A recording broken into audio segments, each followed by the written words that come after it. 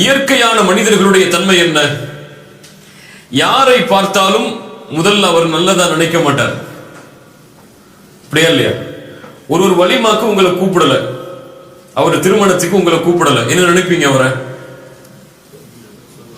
அவர் முகத்துல முடிச்சிருவானா? இனிமே அவர் என் வீட்டுக்கு வந்துருவாரா? அவருக்கு நம்ம கொடுக்கல் வாங்கல் இருக்குமா? என்ன அவர் கூப்பிடாம இருந்துட்டாரு அப்படின்ற எண்ணம் தான் நமக்கு முதல்ல இயற்கையாக வரும்.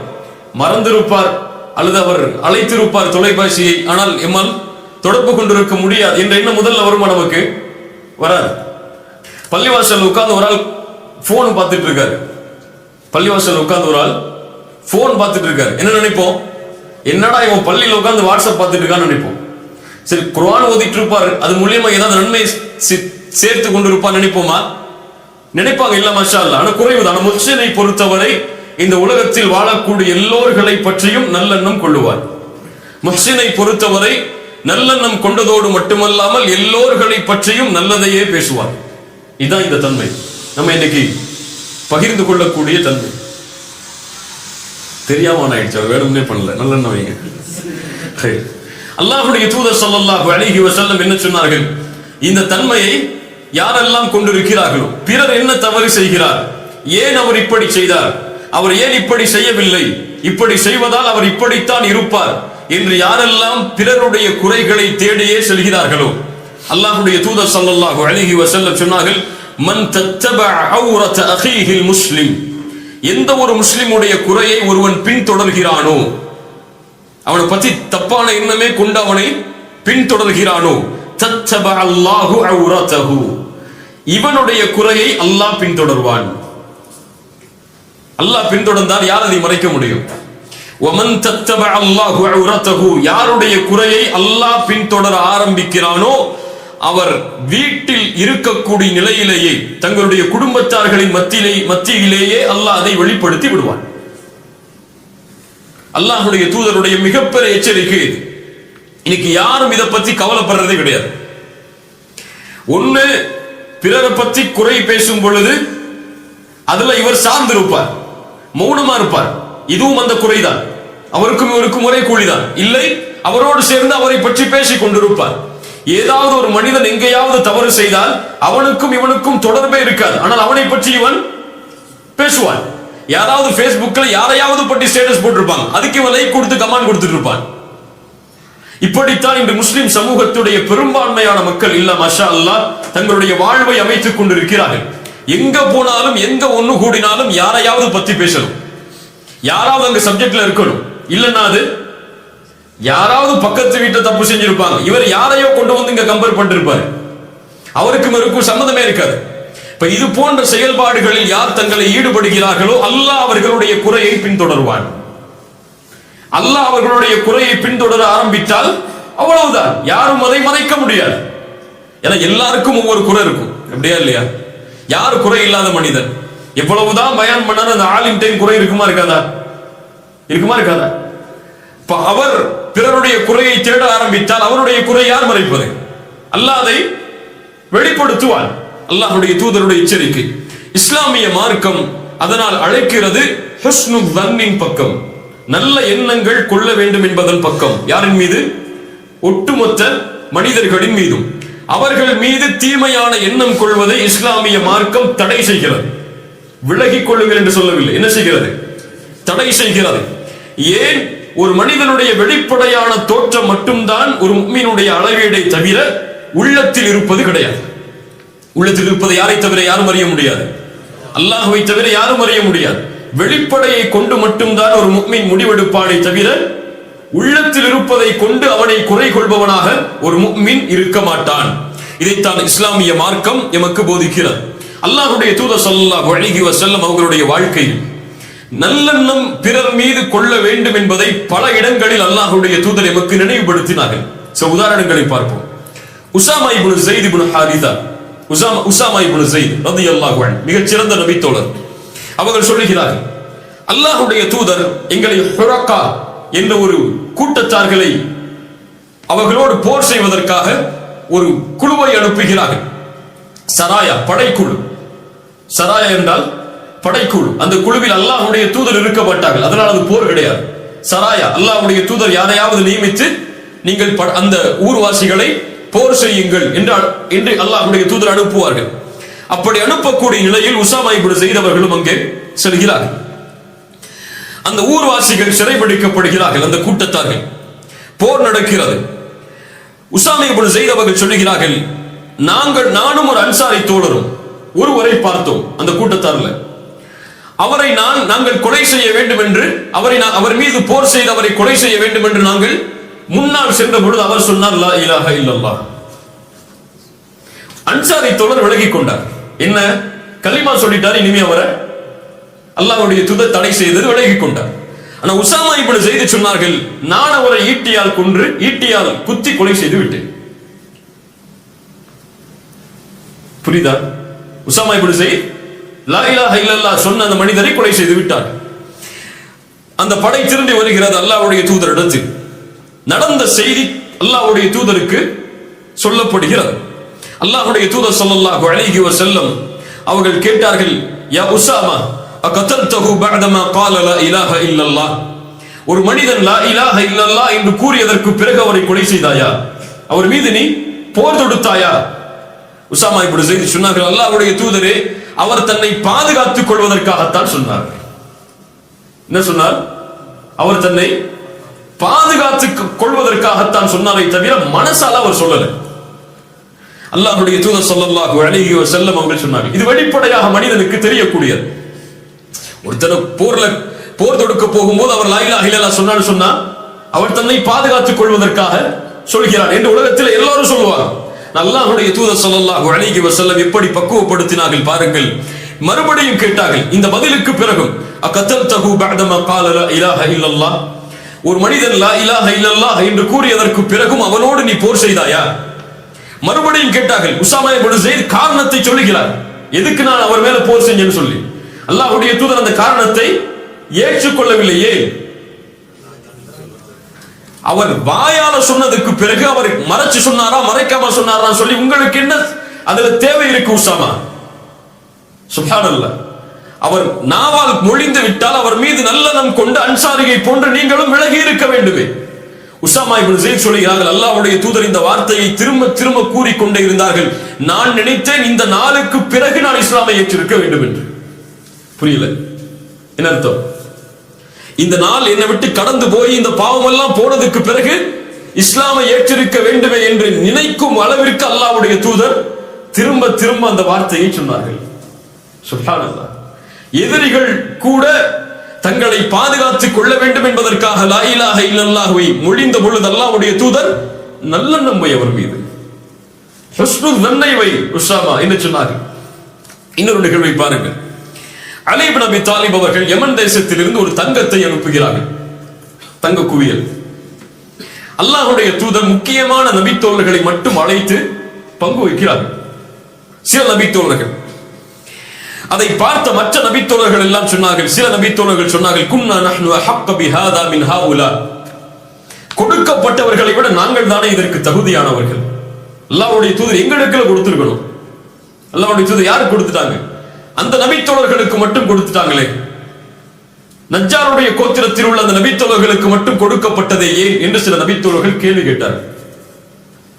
அல்லாஹ்வுடைய தூதருக்கு இந்த கேள்வி கொண்டு போய் சேர்க்கப்பட்டது. அல்லாஹ்வுடைய தூதர் செஞ்சதுக்கு காரணம் சொன்னாங்க சில ஹதீஸ்ல. ஏன் செஞ்சாங்க? அவர்கள் புதிதாக இஸ்லாமை ஏற்றவர்கள், அவர்களுக்கு கொடுத்தால் அவர்களுடைய ஈடுபாடு ஈமானோடு இஸ்லாமோடு அதிகரிக்க வேண்டும் என்பதற்காக அல்லாஹ்வுடைய தூதர் கொடுத்தார்கள். அதில் அநீதம் செய்யல அல்லாஹ்வுடைய தூதர், மஅதல்லாஹ். அல்லாஹ்வுடைய தூதர் ஸல்லல்லாஹு அலைஹி வஸல்லம் சொன்னார்கள், நீங்கள் என்னை நம்பிக்கை கொள்ளவில்லையா? வானத்தில் உள்ள இறைவனை நான் நம்பிக்கை கொண்டிருக்கும் பொழுது அவன்தான் எனக்கு காலையிலும் மாலையிலும் வஹியை இறக்குகிறான். இந்த நபியை நீங்க நம்பிக்கை கொள்ள மாட்டீங்களா? உங்களுக்கு நல்லதுதான் செஞ்சிருப்பேன்னு சொல்லி. அப்போ ஒரு மனிதர் எழுந்திருக்கிறார். சஹாபாக்கள் அந்த மனிதருடைய தோற்றத்தை சொல்லுகிறார்கள். அவர் கண்ணு உள்ள போயிருக்கு, அவருடைய கண்ணம் எல்லாம் பெருத்து இருக்கு, அவருடைய நெற்றி கூர்மையா இருக்கு, அவர் ஆடையை கொஞ்சம் இருக்க கட்டி இருக்காரு, கீழாடைய தாடி கோர்வையா இருக்கு, ரொம்ப அடர்த்தியா இருக்கு. அந்த மனிதர் கேட்கிறார், யா ரசூலல்லாஹ் இத்தகில்லாஹ், அல்லாஹ்வுடைய தூதரே அல்லாஹ்வை பயந்து கொள்ளுங்கள். அவர் ஏத்துக்கல இந்த வார்த்தை சொன்னதுக்கு பிறகு. அல்லாஹ்வுடைய தூதர் சொன்னார்கள், வைலக் அலஸ்து அஹக்க அஹ்லில் அர்தி இத்தகில்லாஹ், அல்லாஹ்வை இந்த பூமியிலேயே அதிகமாக பயப்படுபவன் நான் இல்லையா? யாரை பார்த்து சொல்றேன் நீ இப்படி? அல்லாஹ்வுடைய தூதர் ஸல்லல்லாஹு அலைஹி வஸல்லம் பணிவோடு கேட்கிறார்கள். உடனே அந்த மனிதர் எழுந்து திரும்பி போயிடுறார். இந்த மனிதர் அல்லாஹ்வுடைய தூதரை பார்த்து பயந்து கொள்ளுங்கன்னு சொன்னார். அந்த மனிதர் திரும்பி போயிடுறார். காலித் இப்னு வலீத் கேட்கிறார்கள், யா ரசூலல்லாஹ், அவருடைய கழுத்தை வெட்டி விடவா? யாரு கோவராது? யார் இந்த பூமியில் தக்குவாவை கற்றுக் கொடுத்தார்கள் அவரை பார்த்து பயந்து கொள்ளுங்கள் என்று தக்குவாவை ஞாபகப்படுத்தினால் நீர் என்ன அர்த்தம்? அதற்கு நேர்மையாக நடந்து கொள்ளுங்கள் என்று அர்த்தம். அவர் தூதர் அநீதமா நடந்து கொண்டார் நினைச்சிருக்கார். சஹாபாக்களுடைய கோபம் நியாயமானது. காலித் இப்னு வலீத் கேட்டார்கள், அல்லாஹ்வுடைய தூதர் அவருடைய கழுத்தை வெட்டவா? அல்லாஹ்வுடைய தூதர் ஸல்லல்லாஹு அலைஹி வஸல்லம் சொன்னார்கள், லா லஅல்லஹு அய்யகூன யுஸல்லி, அவர் தொழக்கூடியவராக இருக்கலாம் காலிதே, வேண்டாம். சுப்ஹானல்லாஹ். அவர் ஒரு தீமையை நடக்கிறார். அல்லாஹ்வுடைய தூதர் எதை ஞாபகப்படுத்துறாங்க? அவர் தொழுகையாளியா இருக்கலாம். அதை நினைச்சு பாரு நீ. இதை விட்டு நீ இவர் செஞ்ச இந்த குற்றத்தை விட்டு அவர் தொழுகையாளியா இருக்கலாம். அப்படியா இல்லையா? ஒரு மனிதன் எல்லா வாழ்க்கை முழுக்க அவருடைய வாழ்க்கையில பாவம் தான் இருக்குமா? ஏதாவது நல்ல கரையை செய்ய மாட்டான். போற வழியில ஒரு கஷ்டப்பட்டு 100 திரகம் கொடுத்துட்டு போயிருவான். நமக்கு 100 திரகம் கொடுக்குறது கஷ்டமா இருக்கும். அவனும் அதே கஷ்டத்துல இருப்பான், 100 திரகம் கொடுப்பான். நம்ம தொழுவோம், அவன் தொழுவ மாட்டான். அவ்வளவுதான் வித்தியாசம் இருக்கும். நம்ம அவன் எப்படி பார்ப்போம்? இவன் நரகத்துக்கு போயிடுவான பார்ப்போம், தொழுகாததுனால. அப்படியா இல்லையா? இவன் போய் பேசுவான், இவன் மத்தவங்களை பத்தி பேசுவான், இவன் பயானுக்கெல்லாம் வரமாட்டான், அதனால இவன்லாம் பாவி அப்படின்னு பார்ப்போம். இல்ல மாஷா அல்லாஹ், அல்லாஹ் பாதுகாத்தவர்களை தவிர. அல்லாஹ்வுடைய தூதர் என்ன சொன்னாங்க? லஅல்லஹு யகூன யுஸல்லி, அவர் தொழக்கூடியவராக இருக்கலாம். இப்ப காலித் பின் வலீத் சொன்னாங்க, வகம் மின் முஸல்லின் யகூலு பிலிசானிஹி மா லைஸ ஃபீ கல்பி, எத்துணை தொழுகையாளிகள் உள்ளத்தில் இல்லாததை நாவால் மொழிகிறார்கள். எத்துணை தொழுகையாளிகள் உள்ளத்துல இல்லாத நாவால சொல்றாங்க அல்லாஹ்வுடைய தூதரே. அந்த மாதிரி இவரும் இருப்பார். ஏற்றுக்கொள்ளல காலித் பின் வலீத் அவர்களுக்கு. அல்லாஹ்வுடைய தூதர் ஸல்லல்லாஹு அலைஹி வஸல்லம் சொன்னார்கள், காலிதே, நான் ரலியல்லாஹு அன்ஹு பிறருடைய உள்ளத்தை துளையிட்டு பார்ப்பதற்காகவோ அவர்களுடைய வயிறுகளை பிளந்து பார்ப்பதற்காகவோ நான் அனுப்பப்படவில்லை. சுப்ஹானல்லாஹ். யார் கற்றுக் கொடுத்த ஒழுக்கம் பாருங்கள். இதான் தீன், இதான் மார்க்கம். பிறருடைய உள்ளத்தை திறந்து பார்ப்பதற்கு நான் அனுப்பப்படவில்லை. அவனுக்கும் அல்லாஹ்வுக்கும் முடியாது. அதில் நான் ஏன் தலையிடணும் என்று கண்ணியத்தோடு அல்லாஹ்வுடைய தூதர் நடந்து கொண்டார்கள். இவன் யார் தெரியுமா? திரும்பி போனாரு. எவ்வளவு பெரிய குற்றவாளி தெரியுமா? அல்லாஹ்வுடைய தூதர் சொன்னார்கள், இந்த மனிதர் செல்கிறாரே என்னை விட்டு திரும்ப, இவரில் இருந்துதான் ஒரு சமூகம் உருவாகும். குர்ஆனை ஓதுவார்கள், அவருடைய தொண்டைக்கு கீழே இறங்காது. அம்புகளில் இருந்து வில்லில் இருந்து அம்புகள் வெளியேறுவதை போன்று ஈமானில் இருந்து அவர்கள் வெளியேறி விடுவார்கள் என்று சொன்ன மனிதர் அவர். அவருக்கு அல்லாஹ்வுடைய தூதர் என்ன சொன்னாங்க? வெளிப்படையை பார்த்து மட்டும் முடிவிடு. அவர் அப்படி கேட்டதனால் அவர் காஃபிர், அவர் முஷ்ரிக் நினைச்சு அவரை கொன்றாத. அவர் யார்? தொழுகையாளி. அது போதும் உனக்கு. அவர் மேல நல்லெண்ணம் கொண்டதுக்கு அது ஒண்ணு போதும் காலிதே என்று அல்லாஹ்வுடைய தூதர் ஸல்லல்லாஹு அலைஹி வஸல்லம் பக்குவப்படுத்தினார். இப்ப தூதருடைய ஒட்டுமொத்த வாழ்க்கையிலும் இந்த தன்மையை பார்க்கலாம். யாராவது ஒருவர் தவறு செய்வதாக வந்தால் முதலில் அவரை மக்கள் தவறாக நினைப்பதற்கு முன்னால் அல்லாஹ்வுடைய தூதர் அவருடைய நன்மையை சொல்லி அவரை சாந்தப்படுத்துவார். பின்னாடி பார்ப்போம் பல நிகழ்வுகள். இதைத்தான் அல்லாஹ் நமக்கு கட்டளையிடுகிறான் சூரத்துல் ஹுஜராத்துடைய வசனத்தில், யா அய்யுஹல்லதீன ஆமனு இஜ்தனிபு கஸீரம் மினத்-தன், அதிகமான சந்தேகங்களை விட்டு விலகி விடுங்கள். கணவன் மனைவியின் மீது, மனைவி கணவனின் மீது, பிள்ளைகளின் மீது, பெற்றோர்களின் மீது, உறவினர்களின் மீது, நண்பர்கள் மீது, தொழிலாளிகள் மீது என யாரின் மீதும் அதிகமான சந்தேகம் கொள்ளாதீர்கள். இப்ப குறைவா சந்தேகம் கொள்ளும் அர்த்தமா? எல்லையை அல்லாஹ் தடை செஞ்சுட்டான். சந்தேகம் கொள்ளாத யார் மீது, நல்லெண்ணம் வை. இஜ்தனிபு கஸீரம் மினத்-தன். அல்லாஹ் என்ன சொல்லல? இஜ்தனிபு தன், சந்தேகத்தை விட்டு விலகி விடுங்கள் என்று சொல்லல. அல் உத்ருக்குல்லன், சந்தேகத்தை விட்டு விடுங்கள் என்று சொல்லவில்லை. என்ன சொல்றான் அல்லாஹ்? இஜ்தனிபு, விலகிக் கொள்ளுங்கள், நெருங்காதீங்கன்னு அர்த்தம். அதுல போகவே செஞ்சிடாதீங்க, சந்தேகம் கொள்ளவே செஞ்சிடாதீங்க யார் மேலே. இஜ்தனிபு கஸீரம் மினத்-தன். இந்த இஜ்தனிபு என்ற வார்த்தை குர்ஆனில் 3 இடங்களில் பயன்படுத்தப்படுகிறது. 3 பாவத்தை விட்டு விலகுவதற்கு அல்லாஹ் இந்த வார்த்தையை பயன்படுத்துகிறார். ஒன்று ஷிர்க், வஜ்தனிபு தாகூத், அவர்கள் தாகூத்தை புறக்கணிப்பார்கள், தாகூத்தை விட்டு விலகுவார்கள். தாகூத் என்றால் ஷைத்தான். சிலை வணக்க வழிபாட்டை விட்டு அவர்கள் விலகுவார்கள். ஷிர்க்க கட்டுகிறதுக்கு அல்லாஹ் சொல்றார். இன்னமல் ஹம்ரு வல் மைசிர் வல் அன்சாபு வல் அஸ்லாமு ரிஜ்சும் மின் அம்ரி ஷைத்தான் ஃபஜ்தனிபு. மதுவை அல்லாஹ் தடுப்பதற்கு சொல்றான். மூன்றாவது அல்லாஹ் சொல்கிறான் இஜ்தனிபு கஸீரம் மினத் தன், அதிகமான சந்தேகங்களை விட்டு விலகிக் கொள்ளுங்கள் என்று. ஷிர்க் எதை பாழாக்கும்? ஈமானை பாழாக்கும். ஹம்ர் எதை பாழாக்கும்? மது. மூளைய நாசமாக்கிடும், பாழாக்கிடும். ஹுஸ்னுத்தன் இல்லாமல் தீய எண்ணம் கொள்வது எதை பாழாக்கும்? பிறர் மீது சந்தேகம் கொள்வது, வீணான சந்தேகங்களை பிறர் மீது வைப்பது எதை பாழாக்கும்? உறவை பாழாக்கும். ஒரு கணவன் தன் மனைவி மீது சந்தேகம் கொண்டா அந்த உறவுல நல்லா இருக்குமா? நிம்மதியா வாழ முடியுமா? முடியுமா? ஏன் என் ஒய்ஃப் 2 மணிக்கு போன் எடுத்து பார்த்துட்டே இருக்கான்னு நினைச்சா என்ன ஆகும்? அல்லது மனைவி எப்ப பார்த்தாலும் போன்லயே இருக்காரு, யார்கிட்டயாவது பேசிட்டு இருக்காருன்னு நினைச்சா அந்த உறவுல சந்தோஷம் இருக்குமா? ஆபீஸ்ல இருந்து ரிசப்ஷனிஸ்ட் கால் பண்ணிருப்பாங்க, யார் இந்த லேடிட்ட அவர் பேசினாரு அந்த மனைவி நினைச்சிட்டே இருந்தாங்கன்னா உறவுல சந்தோஷம் இருக்குமா? இருக்காது. அப்போ இந்த தீய எண்ணம் கொள்வது எதை பாழாக்கும்? உறவை பாதிக்கும், ஒட்டுமொத்த வாழ்க்கையும் அழித்து விடும். அப்படியா இல்லையா? பிள்ளைங்க மேல சந்தேகம் கொண்டாங்கன்னா அவரால் வாழ முடியுமா நிம்மதியா? எங்க போறான், எங்க வர்றான், என்ன பண்றான், யாரை பார்த்துட்டு இருக்கான், Facebookல யார்கிட்ட பேசுறான்னு சந்தேகம் இருந்துச்சுன்னா, கண்காணிப்பு இருக்கலாம்.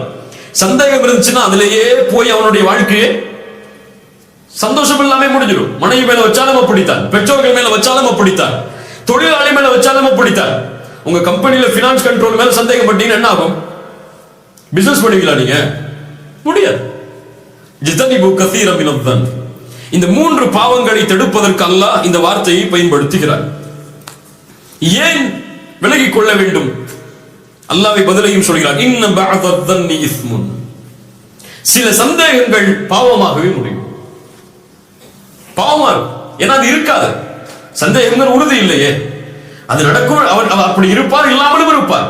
அப்படி இல்லாமல் இருப்பவரை நீங்கள் சந்தேகித்தால் அது பாவம். அதனால முழுமையா விலகிருங்க. வலா தஜஸ்ஸசு. அல்லாஹ் அடுத்த அறிவுரையும் சொல்கிறான், பிறருடைய குறையை துருவி துருவி ஆராயாதே. அவன் செய்யலன்னு சொல்லிட்டானா விட்டு, அவ்வளவுதான். அதுக்கப்புறம் யோசிக்காத, ஏன் அப்படி செஞ்சா, எதுக்கு செஞ்சா, ஏன் இப்படி போய் சொல்றான், அதெல்லாம் உனக்கு தேவையில்லை. நான் வாழ சொல்லிட்டானா முடிஞ்சு போச்சு. பின்னாடி உதாரணங்கள் பார்க்கும்போது நமக்கு இது தெரியும்.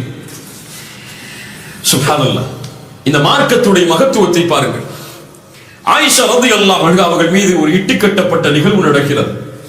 எங்க நடந்துச்சு? மக்காலயா மதீனாலயா? எங்க நடந்துச்சு? மதீனால அல்லாஹ்வுடைய தூதர் ஸல்லல்லாஹு அலைஹி வஸல்லம் போருக்கு கிளம்பி வரும் பொழுது ஒரு நிகழ்வு நடக்கிறது. முனாஃபிக்குகளும் சஹாபாக்களில் சிலரும் இந்த இட்டுக்கட்டப்பட்ட நிகழ்வில் பங்கு கொள்கிறார்கள். ஹஸ்ஸான் இப்னு தாபித், முத்இம் போன்ற நபி தோழர்கள் கூட இந்த நிகழ்வில் பங்கு கொள்கிறார்கள். இவர்களுடைய பாவங்களை மன்னித்தும் அவர்களை கண்டித்தும் அல்லாஹ் குர்ஆனுடைய வசனங்களை இறக்கிக் கொண்டே இருக்கிறார். பின்னாடி ஆயிஷா ரலியல்லாஹு அன்ஹா தூய்மையான பெண் அல்லாஹ்விடத்திலிருந்து வகை வந்ததுக்கு பிறகு அல்லாஹ் வசனங்களை கண்டிக்கிறார். எந்த சூறால அல்லாஹ் பெரும்பான்மையா கண்டிச்சான்? அத சூரத்துன் நூர். பாரக்கல்லாஹு ஃபீக்.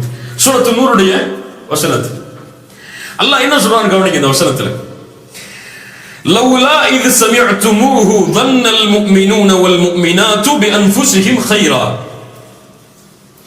இப்படி ஆயிஷா அவர்கள் மீது அவதூறு சொல்லப்பட்ட நேரத்தில், அவர்கள் அதை செவிமடுத்த நேரத்தில், அங்கிருந்த முஃமின்களும் ஆண்களான முஃமினான ஆண்களும் முஃமினான பெண்களும் நினைத்திருக்க வேண்டாமா?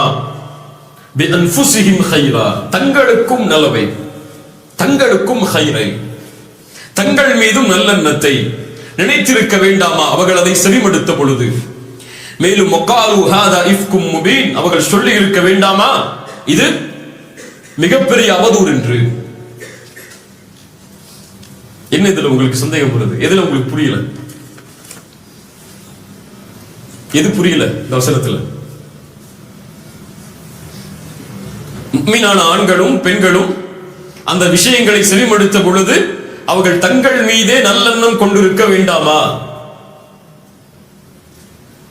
என்ன அல்லாஹ் சொல்ல வர்றார்? அன்ஃபுஸிஹிம் கைரா என்ன அர்த்தம்? அவங்க மூமினோட தாயா இருந்தாங்க. அன்ஃபுஸிஹிம் கைரா, தங்கள் மீதே அவர்கள் நல்லெண்ணம் கொண்டிருக்க வேண்டாமா? என்ன சொல்லிருக்கணும் அல்லாஹ்? என்ன சொல்லியிருந்தா நீங்க தெளிவா சொல்ல என்ன ஆயிருக்கணும்? ஆயிஷா அவர்கள் மீது நல்லெண்ணம் கொண்டிருக்க வேண்டாமா என்று நீங்க அல்லாஹ் சொல்லியிருக்கணும். அல்லாஹ் எப்படி சொல்றாங்க? எப்படி சொல்றார்? தங்கள், அதைத்தான் அல்லாஹ் சொல்ல வர்றான். ஆனால் எப்படி வார்த்தை அமைக்கிறான்? தங்கள் மீது அவர்கள் நல்லெண்ணம் கொண்டிருக்க வேண்டாமா? வன்னல் முஃமினூன வல் முஃமினாத் பி அன்ஃபுஸிஹிம் கைரா. ஏன்? முதல்ல உன்ன வச்சு பாருங்க. உலமாக்கள் சொல்கிறார்கள் இந்த வசனத்திற்கு விளக்கம் சொல்லும்போது, முதல்ல உன்னை வச்சு பார். நீ எப்படி உன்னை பத்தி பேசுறது விரும்புவியா? ஒரு ஆள் விபச்சாரமே செஞ்சிட்டாருங்க, மக்கள் மத்தியில வெளிப்படையாயிடுச்சு. உடனே அவர் விபச்சாரம் செஞ்சிட்டாரு, அவருக்கு அவர் முஸ்லிம் சமூகத்தை ஒதுக்கி வைக்கணும், ஜமாத்தொட்டை ஒதுக்கி வைக்கணும், எல்லாம் சரி. அவர் எதால் செய்தார் என்பதெல்லாம் வேறு. உனக்கு முன்னால் அப்படி ஒரு சூழ்நிலை வந்தால் உன்னால் அதை பாதுகாக்க முடியுமா? அதை நினைச்சு பார்த்திருக்குமா? நினைச்சு பார்த்திருக்குமா? கிடையாது. இப்ப எனக்கு ஒரு சூழ்நிலை இது போன்று வந்தால் நான் இதிலிருந்து விலகிக் கொள்வேனா? அப்படி ஒரு வேளை ஷைத்தானுக்கு கட்டுப்பட்டு அல்லாஹ் பாதுகாக்க வேண்டும். அப்படி செய்தால் இது போன்று மக்கள் என்னை பற்றி பேசுவதை நான் விரும்புவேனா? அல்லாஹ் தான் கேட்க வர்றான். சுப்ஹானல்லாஹ், என்ன வார்த்தை அமைப்பு பாருங்களேன். பி அன்ஃபுஸிஹிம் கைரா, அவர்கள் தங்களுக்கு நலவை விரும்பி இருக்க வேண்டாமா? முதல்ல அவங்க தங்கள்ல இருந்து ஆரம்பிக்கட்டும். உன்னை நினைச்சு பாரு, பிறரை பற்றி பேசும்போது நீ அந்த இடத்துல இருந்தா இப்படி நடந்திருப்பியா?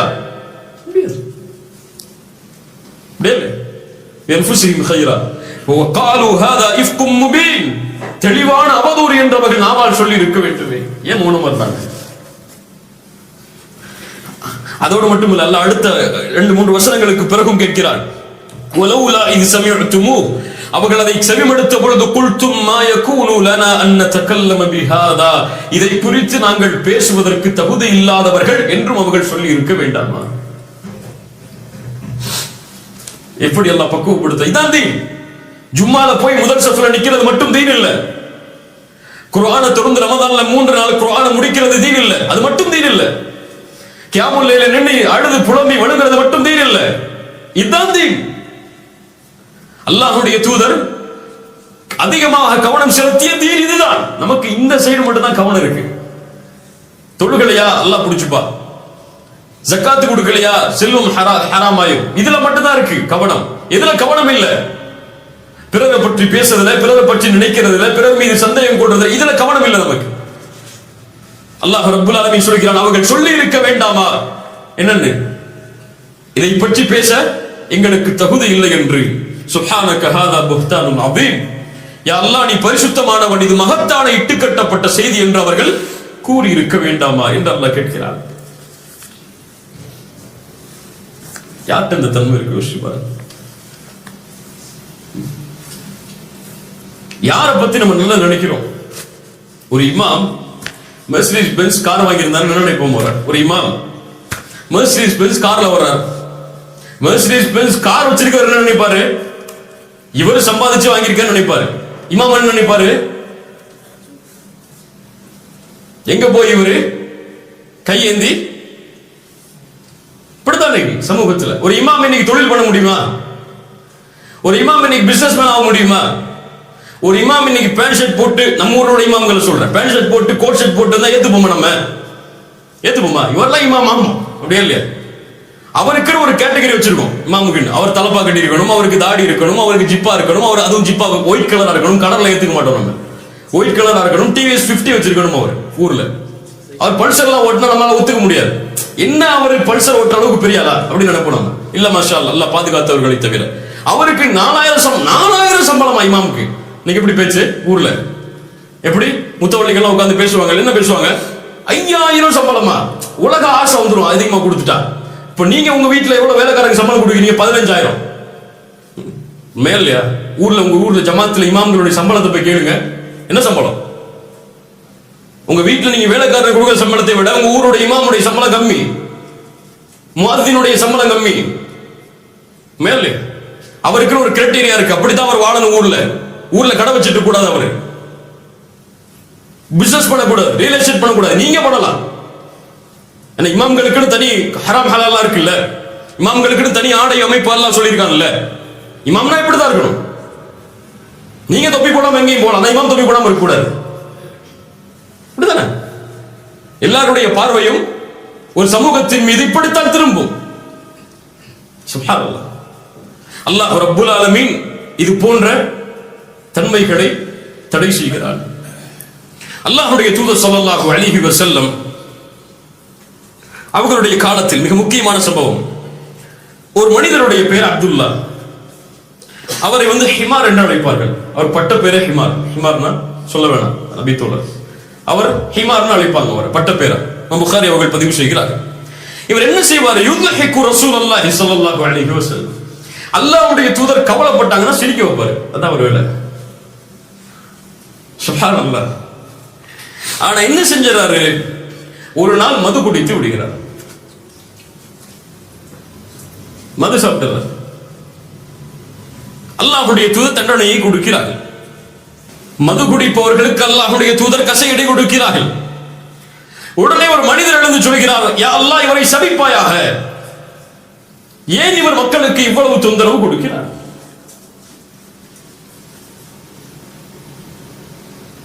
இப்படி சஹாபாக்களுடைய பேரை களங்கப்படுத்திட்டாரு. அதான் அர்த்தம். அதுக்கு இவரை அல்லாஹ் சபிக்கட்டும் என்று ஒரு நபி தோழர் எழுந்து சொல்கிறார். அல்லாஹ்வுடைய தூதர் ஸல்லல்லாஹு அலைஹி வஸல்லம் யாருடைய மானமும் கீழே விழுவதை விரும்ப மாட்டார்கள். யார் மானத்தையும் கீழே தள்ளிட்டு அல்லாஹ்வுடைய தூதர் பொறுத்து இருக்க மாட்டார்கள். யாரா இருந்தாலும், அவர் முஸ்லிமா இருக்கட்டும், யகூதியா இருக்கட்டும், நஸ்ரானியா இருக்கட்டும், காஃபிரா இருக்கட்டும், தன்னுடைய மானத்தை இழந்தாவது அவருடைய மானத்தை அல்லாஹ்வுடைய தூதர் பாதுகாப்பார்கள். அவர்தான் முஹ்சின். என்னால ஒருத்தர் நல்லா இருக்கணுமே தவிர என்னால ஒருத்தர் மானத்தை இழந்து வாழக்கூடாது. அல்லாஹ்வுடைய தூதர் ஸல்லல்லாஹு அலைஹி வஸல்லம் லா தல்அனு, அவரை சபிக்காதே. ஃபவல்லாஹி மா அலிம்து இன்னஹு யுஹிப்புல்லாஹ வ ரசூலஹு. அல்லாஹ்வின் மீது சத்தியமிட்டு சொல்கிறேன், நான் அறிந்திருக்கிறேன் அவர் அல்லாஹ்வையும் அல்லாஹ்வுடைய தூதரையும் நேசிக்கிறார். நிறைய ஃபிக்ஹுடைய சட்டம் இருக்கு இந்த ஹதீஸில், அதை விடுவோம் அங்க. ஆனா என்ன அல்லாஹ்வுடைய தூதருடைய தன்மையை பாருங்க. இதான் அவர் மக்கள் வெளிப்படையா இழிவுபடுத்துறோம்னு நினைக்கிறாங்க. அல்லாஹ்வுடைய தூதர் எப்படி மனசுல வச்சிருக்காங்க அவர் மேல? அவர் தெரியாமல் அறியாமல் அந்த பாவத்தை செய்தாலும் அவர் யாரை நேசிக்கிறார்? அல்லாஹ்வையும் அல்லாஹ்வுடைய தூதரையும் நேசிக்கிறார். இது போதும். அவரை நீங்க சபிக்கணும்னு அவசியம் தேவையில்லை. அல்லாஹ்வுடைய தூதர் ஸல்லல்லாஹு அலைஹி வஸல்லம் அதனால தான் சொன்னார்கள், மன் ரத்த அன் இர்தி அஹி ரத்தல்லாஹு அன் வஜ்ஹிஹி அன்னார யௌமல் கியாமா. யார் பிறர் மானம் பற்றி பேசப்படும் பொழுது தன்னை விலக்கிக் கொள்கிறாரோ அல்லாஹ் நாளை மறுமையில் அவருடைய முகத்தை நரகத்தில் இருந்து விலக்கிக் கொள்வார். இது வேணும்னா செய்வோம் இன்ஷா அல்லாஹ். யாராவது பத்தி பேசுறாங்களா? யா அஹி, எனக்கு தேவையில்லை. இது அவருக்கும் அல்லாஹ்வுக்குள்ள விஷயம். என்கிட்ட ஏன் சொல்ற? அல்லாஹ் அவருக்கு திருந்தணும்னா அவர்கிட்ட போய் நேரடியா அந்த மாத்திக்க சொல்லு. என்னை இழுத்து என்னையும் பாவையில ஆக்கிறத போயிரு. உன்னோட சேர்ந்து என்னையும் இழுக்கிறதுக்கு பிளான் போட்டு சைத்தான் வேலை பார்க்காத. தயவு செஞ்சு போயிரு. அவருக்கு மானத்தை அவரே வச்சுக்கிட்டோம். அவர் செஞ்ச பாவம் எனக்கா? அவர் ஒரு பெண்ணோட பேசிட்டாரு, பெண்ணோட தொடர்பு கொண்டாரு, உபச்சாரம் செஞ்சாரு, மஅதல்லாஹ். இவர் செஞ்ச பாவம் எனக்கா? யாருக்கு செஞ்சாரு? அல்லாஹ்வுக்கு. அவர் அல்லாஹ் மன்னிக்கணும் மன்னிக்காம இருக்கிறதும் அல்லாஹ்வுடைய விருப்பம். அதை ஏன் என்கிட்ட சொல்ற என்று யார் பிறர் மானம் பற்றி பேசப்படும் பொழுது வேண்டாம் என்று ஒதுங்கிக் கொள்கிறாரோ, தன்னை விலக்கிக் கொள்கிறாரோ, அல்லாஹ் அவரை நாளை மறுமையில் நரகத்தில் இருந்து விலக்குவார். 3 சட்டம் இருக்குது. 1, பிறர் மானத்தை பற்றி பேசக்கூடாது. முதல்ல பிறருடைய கண்ணியத்தை பற்றி பேசக்கூடாது. அவர் கெட்டவராகவே இருந்தாலும் நல்லதா பேசணும். ஏன் உனக்கு தெரிஞ்சு 1000 கெடுதல் இருக்குன்னா அவருக்கு உனக்கு தெரியாம 1000 நன்மை அவர்கிட்ட இருக்கு, உனக்கு தெரியாது. அவருக்கு தாடி இருக்காது, ஆனா அவர் தஹஜ்ஜுத் தொழுவார், உனக்கு தெரியாது. அந்த பொண்ணு நிக்காப் போட்டுக்க மாட்டா, ஆனா எந்த ஒரு ஆண் டைம் பேசாம பேஸ்புக்ல இருப்பா, அது உனக்கு தெரியாது. நிக்காப் போட்டிருக்க பெண் பல பேர் அதை செய்யறாங்க. தாடி வச்சிருக்க பல பேருக்கு தஹஜ்ஜுத் இல்ல. இப்ப உனக்கு இல்லாத நன்மை அவரிடத்தில் இருக்கும், நீ அதை பத்தி நினைக்காத. முதல்ல பேசக்கூடாது பிறருடைய மானத்தை பற்றி. 2வது, இந்த ஹதீஸில் இருந்து பேசப்படும் சபைகளில் இருக்கக்கூடாது. பேசப்படும் சபைகளில் இருக்கக்கூடாது. அப்படி இருந்தால் சும்மா இருக்கக்கூடாது. 3வது சட்டம், ரத்த, திருப்பிடணும். வேணாம், ஸ்டாப் பண்ணு, இதுக்கு மேல இதை பத்தி பேசாத. இன்று இந்த 3 தன்மையை யார் செயல்பட்டு நடக்கிறாரோ அவரை அல்லாஹ் நாளை மறுமையில் நரகத்தில் இருந்து பாதுகாப்பான். தொழுகை மட்டும் இல்ல, அதனால தொழுகையில ஈடுபாடு எல்லாம் இருங்கிற காரணம் அல்ல இது. இதுல மட்டும் முக்கியத்துவம் இல்ல. நம்முடைய வாழ்க்கையில நம்ம அன்றாடம் நினைக்கக்கூடிய எம்மோடு இருக்கக்கூடிய இந்த குணங்கள், இதுல மாற்றம் வேணும். அவர்தான் முஃமின் முஹ்சின், அல்லாஹ்வுடைய நேசத்தை பெற முடியும். இமாம் ஷாஃபிஈ ரஹிமஹுல்லாஹ் மரணப்படுக்கையில் இருக்கிறார்கள். இமாம் ஷாஃபிஈ மரணப்படுக்கையில் இருக்கிறார். அவருடைய மாணவர் ஒருவர் இருக்கிறார். வந்து சொல்றாரு, கவ்வல்லாஹு தஅஃபக யா இமாம், இமாமே உங்கள் பலகீனத்தை அல்லாஹ் உறுதிப்படுத்தட்டும் அப்படிங்கிறார். பலகீனம் உறுதியாச்சுன்னா என்ன ஆகும்? என்ன ஆகும்? அவர் என்ன சொல்லி இருக்கணும்? கவ்வாக்கல்லாஹு மின் தஅஃபிக அவ் கவ்வாக்கல்லாஹு அன் தஅஃபிக, இந்த பலகீனத்தில் இருந்து அல்லாஹ் உங்களுக்கு உறுதியை தரட்டும் என்று சொல்லி இருக்கணும். அவர் என்ன சொல்றாரு? அவருக்கு தெரியாம மாத்தி சொல்றாரு. இமாம் ஷாஃபிஈ புரிந்து கொண்டாங்க. உன்துர் மாதா தகுல், அவர் என்ன சொல்றாருன்னு பாருங்க. என்ன சொல்றாரு அவரு?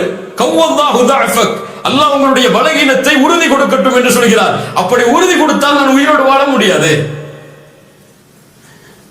அப்ப அந்த மாணவர் சொல்றாரு, யா இமாம், நான் ஒருபோதும் அந்த நினைவில் சொல்லவில்லை, நான் ஒருபோதும் அந்த நினைவில் சொல்லல. இமாம் ஷாஃபிஈ சொல்றாங்க, நீ என்ன திட்டி இருந்தாலும் நீ அப்படி சொன்ன நினைச்சிருக்க மாட்டேன் நான் உன்னை. புரியுங்க, நல்லா புரியுங்க. நீ அப்படியே சொல்லி இருந்தாலும், அந்த எண்ணத்திலேயே சொல்லி இருந்தாலும் நான் அப்படி நினைச்சிருக்க மாட்டேன் உன்னை. இதுதான் ஹுஸ்னுத்தன்.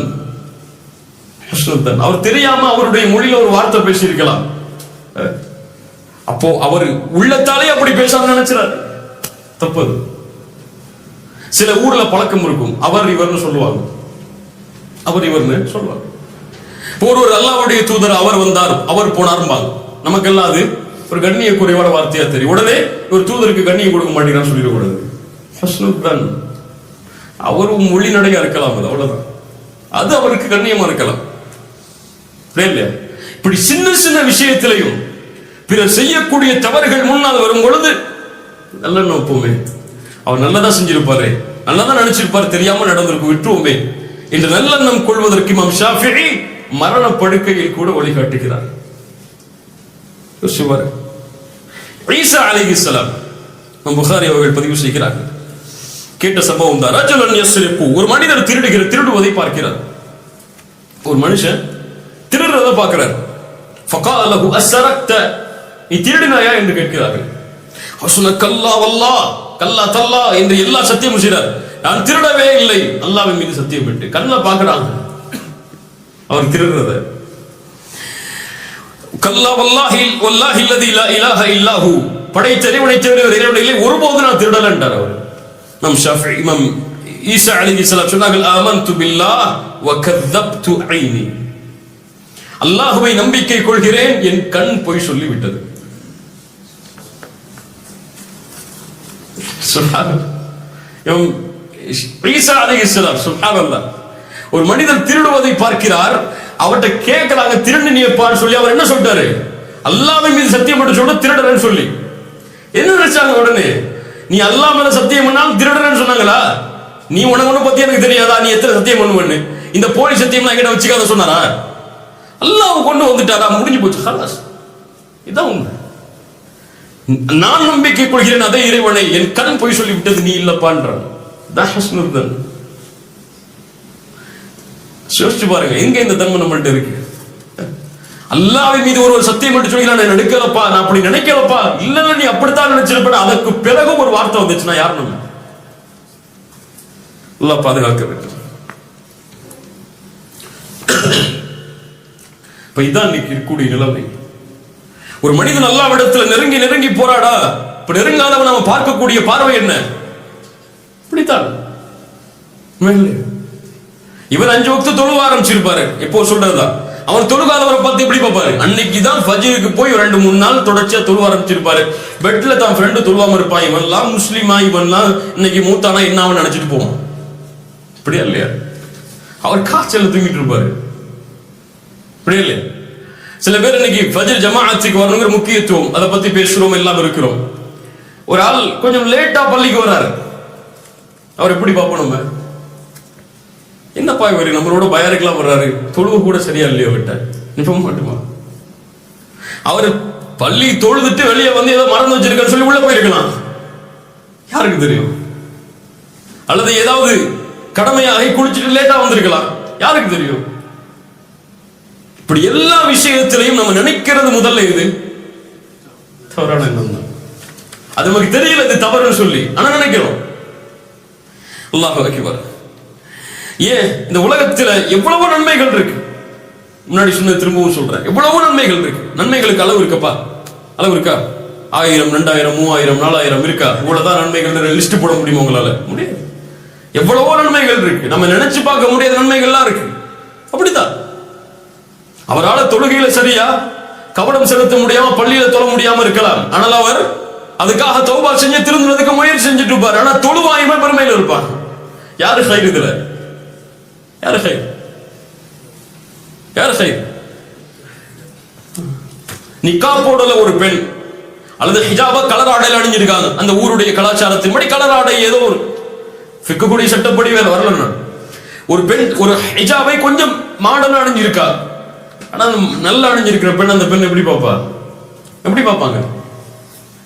என்ன ஒரு ஹிஜாப் கூட இவள்கிட்ட சரியில்லையே, இவங்க எல்லாம் பயானுக்கு வந்து என்ன செய்ய? இவங்க எல்லாம் கிளாஸ்க்கு வந்து என்ன செய்ய? தாடி இல்லையே, கம்மியா இருக்கு, இவரெல்லாம் பயானுக்கு வந்து என்ன செய்ய? ஒரு தாடி, அவர் தாடி கொஞ்சம் கம்மியா இருக்கும், இவர் கம்மியா இருக்காரு, இவரெல்லாம் தாடியா? தாடி கூட இல்ல, இவரெல்லாம் தாடியா? ஒரு ட்ரெஸ் அவருக்கு போட்டு தெரியாம போட்டு வந்திருப்பாரு, கரண்டைக்கு கீழே போயிருக்கும், அது இவர் கரண்டைக்கு கீழே போட்டிருக்காரு, இவரெல்லாம் தாடியா? ஈஸியா பிறகு ஜட்ஜ் பண்ணிரும் முடியாது இல்லையா? இந்த தன்மை எல்லோரிடத்திலும் இருக்கு. சஹாபாக்கள் யார்? தங்களை அவர்கள் அப்படியே பணிந்து பார்ப்பார்கள், பிறகு நல்லவங்களா பார்ப்பாங்க. எல்லாரும் நல்லவங்க, நான் கெட்டவன் நினைப்பாங்க. சஹாபாக்கள் எல்லாரும் நல்லா இருப்பாங்க, எல்லாரும் நல்லதா நினைச்சிருப்பாங்க, நான் தான் தப்பா நினைச்சிருப்போம்னு நினைப்பாங்க. நான் தான் அந்த இடத்துல தப்பு செஞ்சுட்டணும், நான் தான் கோவப்பட்டு கூடாது அந்த இடத்துல நினைப்பாங்க. அவன் ஏன் கோவப்பட்டு நினைக்க மாட்டான்? ஆயிஷா ரலியல்லாஹு அன்ஹா அவரிடத்தில் ஒரு கேள்வி கேட்கப்படுது ஒரு குர்ஆன் வசனத்தை பத்தி. 3 தன்மை உடையவர்களை அல்லாஹ் சொல்கிறார், முஃமின்கள் தான் அவர்கள். வமின்ஹும் ஸாலிமுன் லினஃப்ஸிஹி வமின்ஹும் முக்தஸித் வமின்ஹும் சாபிகுன் பில் கைராத். ஒருவர் தங்களுக்கு தாங்களே அநீதம் இழைத்த கூட்டத்தார், இன்னொருவர் நடுநிலையாக இருப்பவர்கள், இன்னொருவர் நன்மைகளில் விரையக்கூடியவர்கள்.